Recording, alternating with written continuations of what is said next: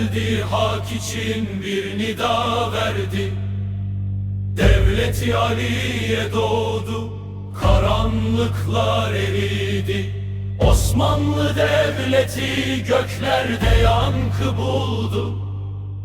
Adalet ve iman ile her kalp doldu.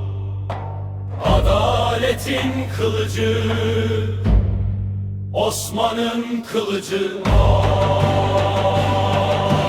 Bu kılıç zulüm için değil, adalet içindir. Bu devletin ruhu iman ve hak içindir. Osman'dan Abdülhamit Han'a kadar uzanan yol, bir sancak altında birleşti sağ ve sol. İslam'ın nuru dünyaya yayıldı o çağda.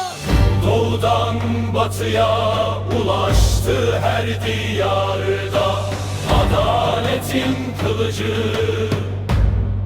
Osman'ın kılıcı.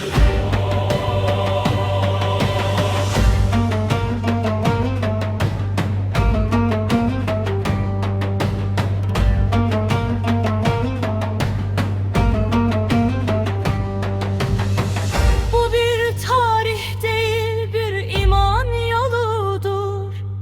Sultan Selahaddin geldi, Kudüs'e yürüdü.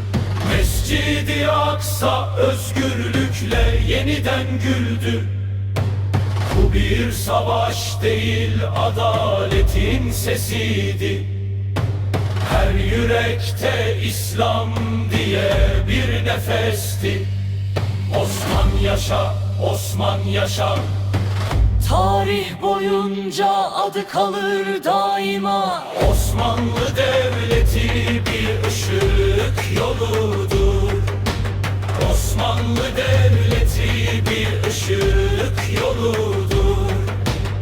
Osmanlı Devleti bir ışık yoludur. Osmanlı Devleti bir ışık yoludur.